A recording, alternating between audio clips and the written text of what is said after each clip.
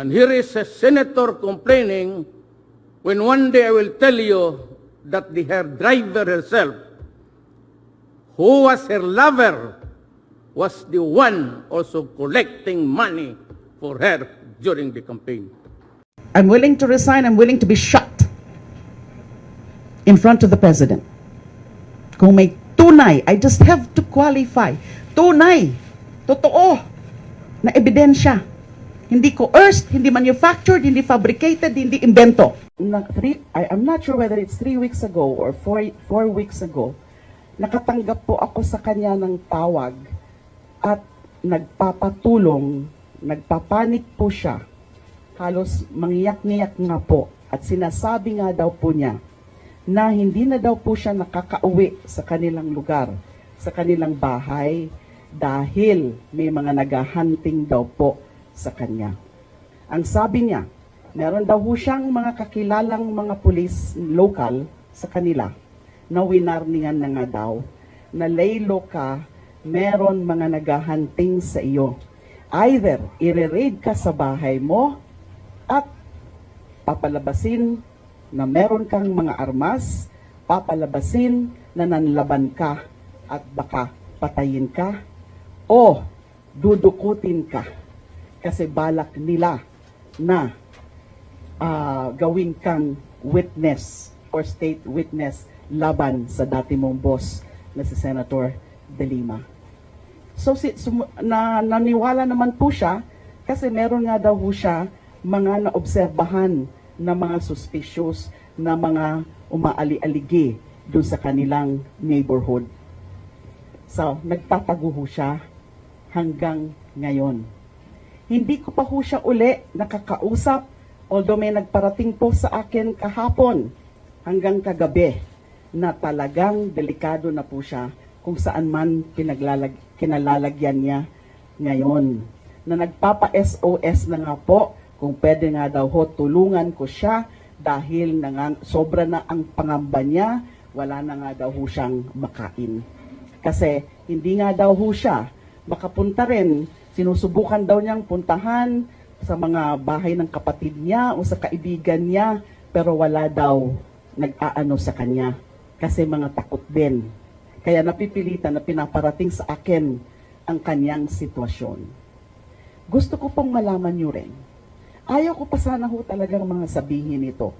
But dahil nga ho dito sa mga pangyayaring ito, na grabe naman talaga ang ginagawa na nandadamay po sila ng iba, ay about nung first week pa lang ho after elections.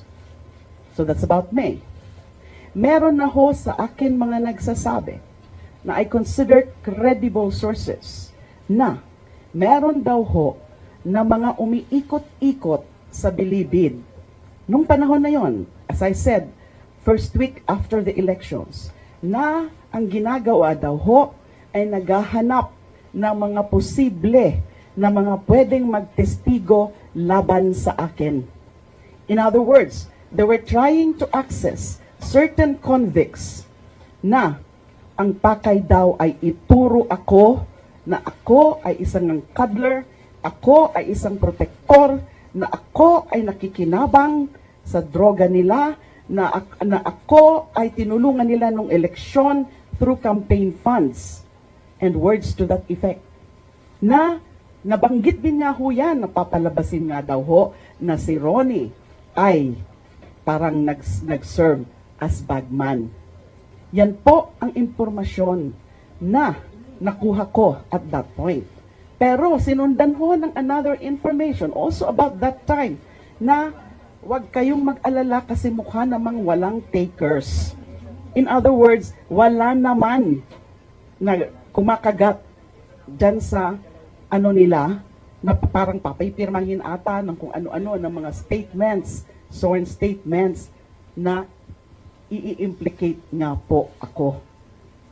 Now, that was first week or after the elections.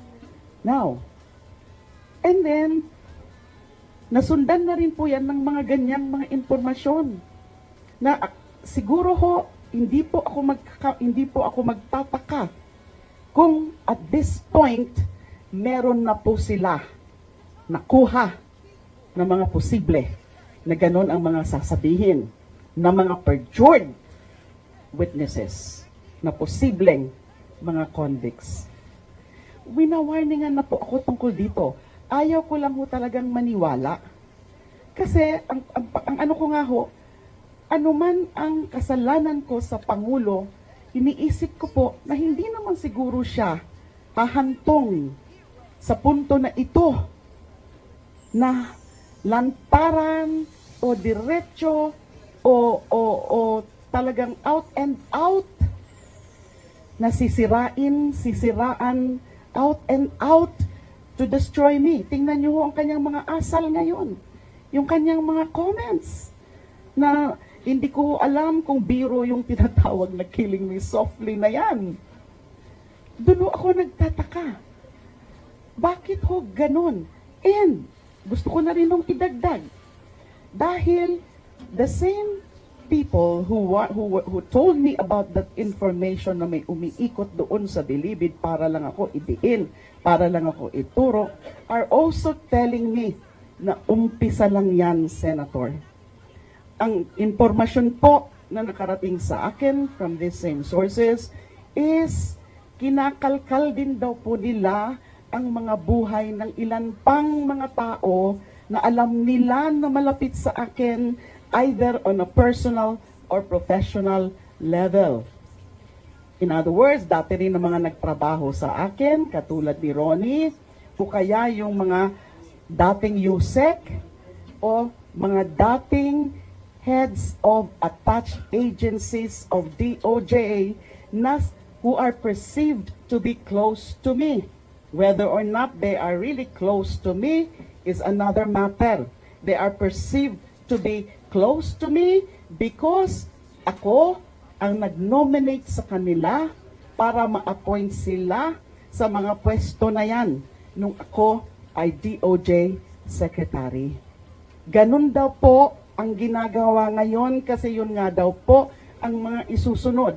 Kinakalkal nila ang mga buhay nila, personal man o hindi, at kapag makakuha daw ng dumi, ituturo na naman nila sa akin, ililink na naman sila sa akin. For example lang, hypothetical example lang po ito. Halimbawa, they succeed in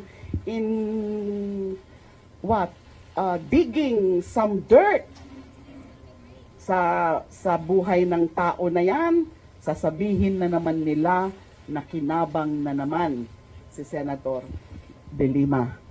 Dahil ganun nga ho ang pakay, sirain at siraan ako sa hindi ko maintindihan na kasalanan ko sa ating Pangulo. Kaya ko po ito sinasabi na. Kasi nag-appeal na po ako nung isang araw, nung press ko na tama na. Tama na ito. Paninira, pananakot at nandadamay na mga kawawa naman. Na ang kasalanan lang naman nila ay they were once part of my life, lalo na as Secretary of Justice. But they are perceived to be close to me. Saan ho ba ito hahantong?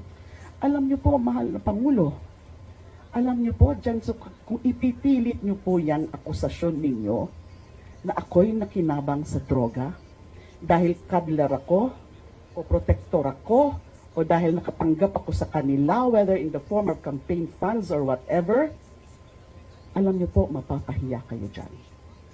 At ayaw ko pong mangyari yan sa inyo. Ano man ang ebidensya niyo dyan, kung sakasakali man meron na po kayong ebidensya tungkol dyan, sinasabi ko na po sa inyo na yung ebidensya na yan ay hindi totoo. Fake, peke, bogus, manufactured, fabricated, perjured.